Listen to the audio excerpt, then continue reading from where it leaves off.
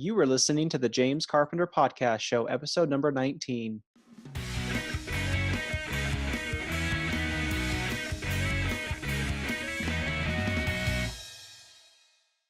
Hello again. I hope you're having a great day, wonderful week. Welcome back. To show up for oneself is today's topic, and this is a very personal action. And I use the word action because it's something that only you can control, not your spouse, not your boss or your friends, only you. So let's define showing up. And I like to think of it as what we do from the time we get up in the morning to lying down at night and all the stuff in between. It's how we present ourselves to the world each day. For example, I like to wake up early most days, well before anyone else is awake, to have time for myself, to meditate and think about what I have for the day, coaching calls and other appointments, blogs. But on some days, my kids get up earlier than they usually do. And my response is sometimes, "Hey, I'm not ready to receive you," in a joking manner. And really what I'm saying is I'm not ready mentally to deal with whatever you have going on. And it's interesting to think about that thought of I'm not ready. That causes the feeling of being rushed or frustrated that I don't get all the me time I wanted. It's interesting to think about. Of course, I want to show up as the best version for me, for my kids. And that brings up a curious question of who am I showing up for? And I want to offer these 2 points of view. Myself, both my past and future self, versus showing up for others. Now, let me explain. So for me, showing up for my past self represents the way I've kind of always done things. It's the habits that have been formed and that I've reinforced for years. Now, some of them ever since my childhood. And it's having this attitude of not questioning how things are done. You know what I'm saying? Now, some of these concepts may seem like a stretch, so stay with me. So let me give some more examples. It's like that indulging in experiences or desires that don't serve us. Maybe it's in an unhealthy relationship, putting up with a difficult boss, staying up way too late when you know you have work the next morning, or it could be skipping the gym or hitting the snooze button, one too many times. The problem with showing up for my past self is it doesn't get me to my future hopes and dreams because I'm going with the flow. I'm being complacent or I'm conforming to how things are, really without questioning it. And it's that thought in the morning of, okay, day, I'm ready to receive what you have for me. It's getting the kids ready for school, then it's going to work, it's dealing with nonsense all day, maybe for some of you, and then coming home to the family and spending time with them, and then retiring for the evening, and then doing it all over again the next day. Now, for some of you, this may be the perfect life, and that's okay. You may love everything that happens and how it happens, and that's completely fine. But for others, this may not be the case. And that leads us into showing up for our future self. And it's taking that approach of being acted upon versus you being the one to take action to create what you want with each day.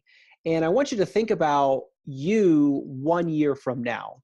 Okay, so ask yourself, how do you want to be, or how do you see yourself 1 year from today? What are the different skills or habits that you're going to have that you don't have today? Will you act different? Will you speak different than you do today? And it's taking that future self image and identifying the different traits and characteristics. Maybe it's the different skills or habits that you need to get you to where you want to go. And that includes filling your time with those tasks that are going to get you closer to a goal. So maybe it's enrolling in a night class to take Excel because that's what you use at your job, or it's writing a chapter in a book that you're writing instead of watching TV. So all of that, okay? You still with me? Now, you've heard of the phrase, we're our harshest critic, right? So much of the time, we show up for other people because we don't believe that what we have to offer is good enough. or how we do show up, no one will want. And we judge ourselves and think others judge us. And, let's take our physical appearance, for example, by the clothes we wear, or if we're wearing anything other than Stance socks or Nike shoes, or planning our next trip to anywhere but Hawaii. Because I was in an office setting where I swear everyone and their mother was going to Hawaii, and it was hilarious. But it's in believing in yourself that who you are today, right now in this moment, is exactly how it's supposed to be. And it's being true to yourself in the deepest sense, okay? It's trusting in that gut feeling that you have. It's that intuition, if you will.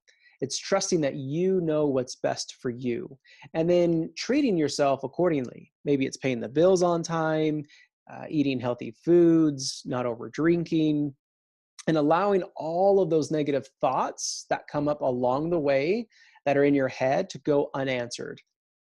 It's those ones telling you that you're not good enough, you're not smart enough, you're not pretty enough, you're not thin enough, you're unlovable. So all of them.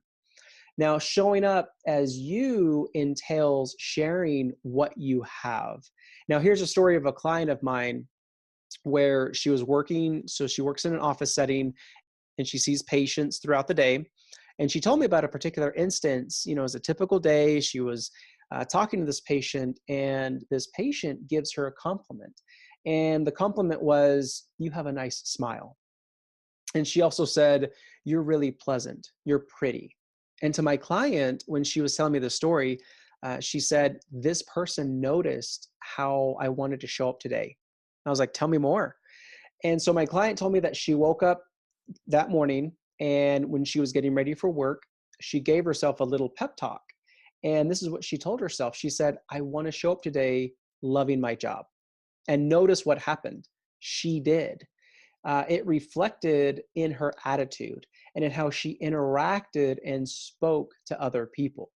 So notice how it began with a simple thought. That simple yet powerful thought of, "I want to show up today loving my job," then created these feelings inside of her of love and compassion, happiness. And how she felt then spilled over into her actions, and how she treated not only herself, but also others that she came in contact with, patients, coworkers, whoever it was. And here's what I want to offer. Others will notice. Now, here's the lesson in all of this, and it's a powerful one, that you show up first and foremost for yourself. Then it'll translate. Then compliments become a byproduct of your behaviors, right? Not that you seek compliments, but people will give them to you generously. Now, as you continue to use the thought model to better manage your emotions and thinking to get the results you want, when you start living your life this way, it can feel hard. But here's the thing.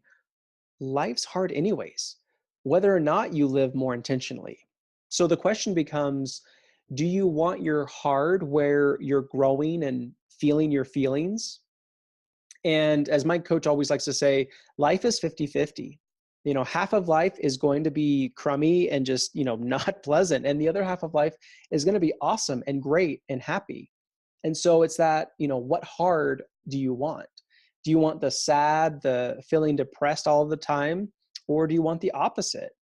And a lot of the time it comes down to asking yourself, what's your reason behind it? What's your motivation? What's your compelling reason? It's that unconquerable why, whether that's to lose weight or to find a job or to, build and grow a business, or maybe it's to make multiple six figures. It's your no matter what reason. And it really comes down to asking yourself, do you have skin in the game? Or are you just trying to get through day to day? Because I want you to know the choice is yours. Think about it.